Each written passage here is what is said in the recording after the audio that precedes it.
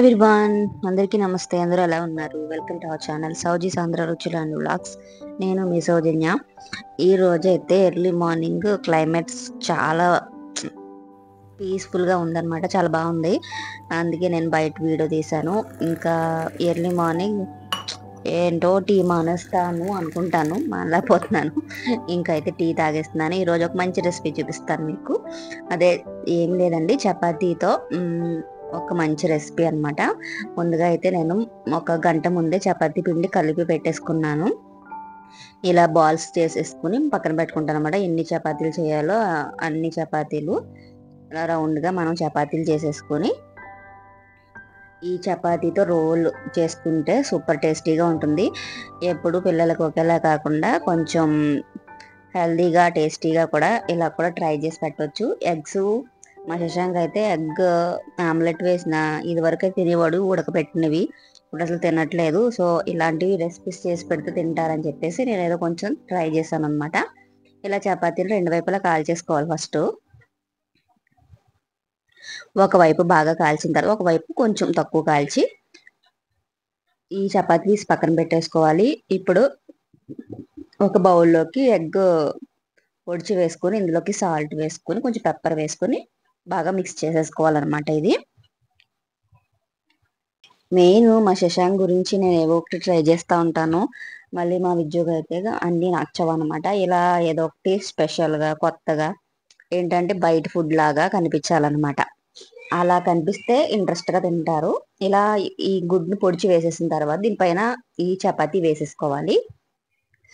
ఇగోండి cheese layers లాగా అమ్ముతారు కదా, నేను చీజ్ ఇలా సన్నగా కట్ చేసేసుకుని దీనిపైన ఈ విధంగా పెట్టేసుకున్నాను. అలాగే ఉల్లిపాయ ముక్కలు కూడా ఇలా కొంచెం పొడవుగా కట్ చేసుకుని ఇవి కూడా పెట్టేసుకోవాలి. అలాగే క్యారెట్లు కూడా నేను సన్నగా పల్చగా తురుముకొని ఈ విధంగా పెట్టేశాను అనమాట.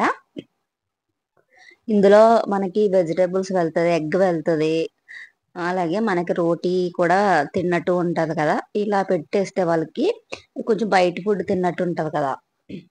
సో అందుకని ఇలా ట్రై చేశాను.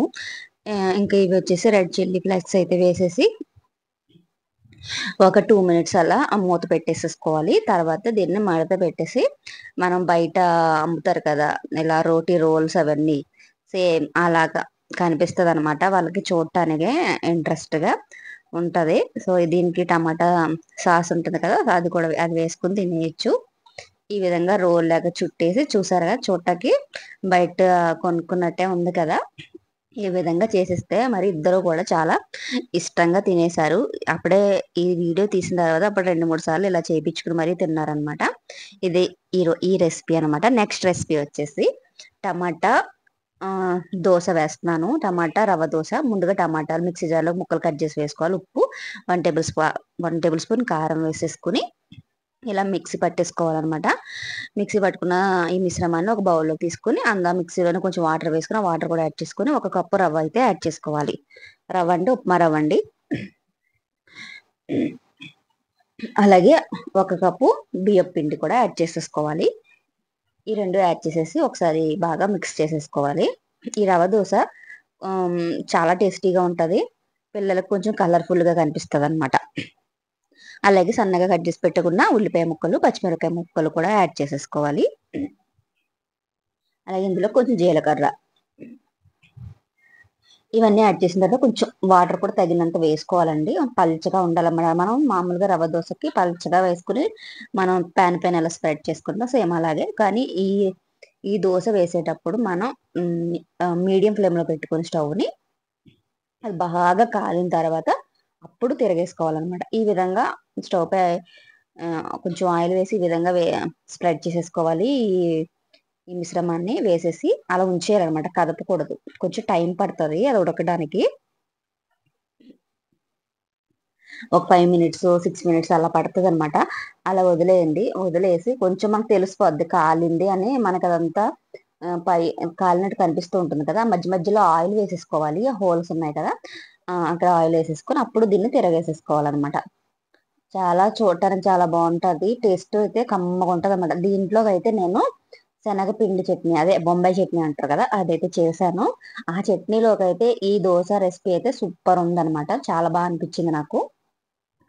ఇంకా ఇదొక రెసిపీ, ఇది షార్ట్ వీడియో తీసానండి. అందుకని చెప్పేసి మన ఫుల్ వీడియోస్కి చాలా తీయడానికి చాలా టైం పట్టేస్తుంది, వీడియోస్ తీయట్లేదు. ఎందుకు తీయాలనిపించట్లేదండి, యూట్యూబ్లో మనకి వ్యూస్ రావట్లేదు. ఏంటి రెగ్యులర్గా పెడితేనే వస్తుంది వ్యూస్ అని అంటారు, కానీ అలా పెట్టినా కూడా రావట్లేదు, అందుకే ఇంట్రెస్ట్ రావట్లేదు. ఇప్పుడైతే ఇంకొక రెసిపీ చూపిస్తున్నాను. ముందుగా ఉడికించి పెట్టుకున్న స్వీట్ కార్న్ 1 కప్పు తీసుకున్నాను. అలాగే పచ్చిమిరపకాయలు సన్నగా కట్ చేసి వేసుకోవాలి. అలాగే కొంచెం పెప్పర్ వేసుకున్న, చిల్లీ ఫ్లేక్స్, సాల్ట్ వేసుకోవాలి. ఇందులో చీజ్ వేసేసుకోవాలి. మయోనీస్ ఉంటే మీ దగ్గర అది కూడా వేసుకోవచ్చు. అలాగే నేను బటర్ కూడా యాడ్ చేశాను. ఇవన్నీ అన్ని వేసిన తర్వాత బాగా మిక్స్ చేసేసుకుని, ఇలా బ్రెడ్ స్లైసెస్ ఉంటాయి కదా, వీటికి ఇలా బటర్ అప్లై చేసేసుకోవాలి. అప్లై చేసేసుకున్న తర్వాత ఈ స్వీట్ కార్న్ ముక్కల్ని యాడ్ చేసి దీనిపైన వేసుకుని, దానిపైన మళ్ళీ చీజ్ పెట్టేసుకుని, దీనిపైన మయోనీస్ ఉంటే అది కూడా వేసుకోండి. నేనైతే వేయలేదు, మా పిల్లలు మయోనీస్ ఇష్టపడరు, దాని గురించి నేను వేయలేదు. ఈ విధంగా వేసిన తర్వాత ఇది మూత పెట్టేసి అలా ఉంచేస్తే లోపల చీజ్ అంతా కరిగి అదంతా ఉడికి స్ప్రెడ్ అయిపోతుంది అనమాట. సూపర్ టేస్ట్ ఉంటుంది. ఇది కూడా మనకి పిల్లలకి బయట ఫుడ్ ఫీలింగ్ అయితే అనిపిస్తుంది అనమాట. అందుకని చెప్పేసి ఇలాగా ట్రై చేశాను. ఇలాంటి మంచి మంచి రెసిపీస్ మనకి షార్ట్ వీడియోస్లో చాలా అంటే చాలా ఉన్నాయండి. షార్ట్ వీడియోస్ అన్నీ ఫుల్ వీడియోస్లో నేను ఎడిట్ చేయట్లేదు, కొన్నే చేస్తున్నాను అనమాట. అంటే ఎప్పుడైనా నాకు ఫుల్ వీడియోస్ లేవు అన్నప్పుడు షార్ట్ వీడియోస్ని తీసి కొన్ని వీడియోస్ని ఇలా ఎడిట్ చేసి పెడుతున్నాను. మీరు షార్ట్ వీడియోస్ చూడండి. ఫుల్ వీడియోస్ చూసే వాళ్ళు ఎవరైనా ఉంటే షార్ట్ వీడియోస్ చూడకపోతే కానీ షార్ట్ వీడియోస్ చూడండి, అందులో అన్ని క్లియర్గా ఉంటాయి అనమాట. ఇదేనండి ఈ రోజు వీడియో. నచ్చితే please like, share, subscribe. Thank you for watching. Bye.